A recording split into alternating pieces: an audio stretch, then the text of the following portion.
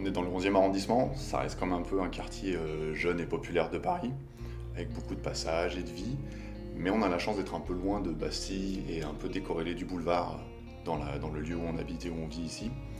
Et du coup, ça n'a jamais été trop des rues où il y avait beaucoup de passages, à part les habitants en fait.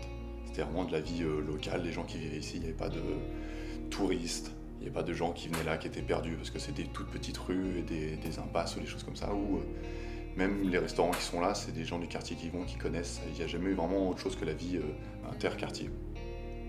Et ça, c'est une chose qui a changé depuis ces événements. Que s'est-il passé exactement à 11h30 au siège de Charlie Hebdo dans le 11e arrondissement à Paris? C'est l'attentat le plus meurtrier qu'ait connu notre pays dans son histoire récente. La France, à son tour, a été la cible d'un attentat de masse, ce qu'on pensait réservé aux pays lointains. Ils sont morts parce qu'ils étaient libres et qu'ils fabriquaient chaque semaine un journal satirique.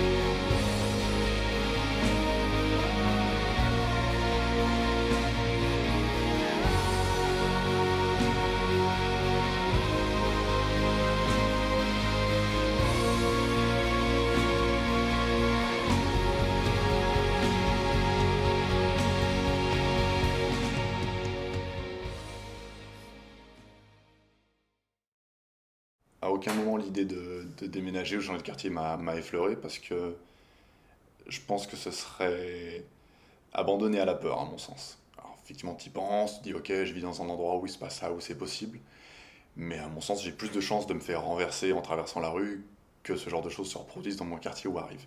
Alors forcément, ça te change et c'est un truc qui t'imprègne au quotidien et je pense que le quartier, je pourrais être aussi dramatique en disant qu'il ne sera plus jamais le même, mais il y a quelque chose qui s'est passé qui va être difficile à effacer de ces rues et de ce quartier. Et c'était mon arrivée à Paris qui était là, dans ces rues, dans ce quartier, donc c'est les premiers endroits que j'ai connus à Paris, c'est ici. C'est là où j'ai mes premiers souvenirs de Paris en fait. Ça reste chez moi, ça reste des rues que j'apprécie, où je vis, et j'arrive à me détacher suffisamment de ça pour continuer à apprécier la vie, et au point de ne pas laisser ça impacter l'appréciation et l'affection que j'ai pour ces rues, ce quartier et les habitants. Pour moi, tout seul, qu'est-ce que ça a changé? Pas grand-chose, à part le fait d'avoir sous les yeux au quotidien les preuves et les symptômes de cet événement. Je pense que vivre avec une épée de Damoclès au-dessus de la tête, ça t'empêche de vivre et j'ai pas envie de rester cloîtré chez moi tout le temps dans la peur. Je pense que c'est exactement ce que ces gens-là veulent faire ou provoquer chez nous et je refuse de les laisser gagner en faisant ça. Et je pense que moi, je m'en sers comme un moyen de vivre encore plus et d'en profiter encore plus. C'est très dur de s'en détacher ou de penser à autre chose quand ces choses-là t'envahissent même chez toi. Quand tu reviens, que tu sors du métro, que tu rentres chez toi, tu as tous les symptômes, les fleurs, les policiers qui sont là et les journalistes. C'est super dur d'en sortir et de se détacher de ça et de ne pas rester dans cette lourdeur ou cette présence. Dans la résidence où j'habite, on a les gendarmes qui sont là dans les couloirs de notre résidence, donc c'est pas dans la rue, hein, c'est vraiment dans la résidence, qui sont là depuis 2 semaines maintenant, à patrouiller. Donc c'est quand tu sors faire tes courses ou en claquette pour aller prendre ton journal, t'as l'armée qui est là et qui te dit bonjour avec des armes de guerre que t'as rarement eu l'occasion de voir dans ta vie. Je pense pas effectivement pour l'instant changer de quartier ou déménager, en tout cas pas pour des raisons liées à cet événement.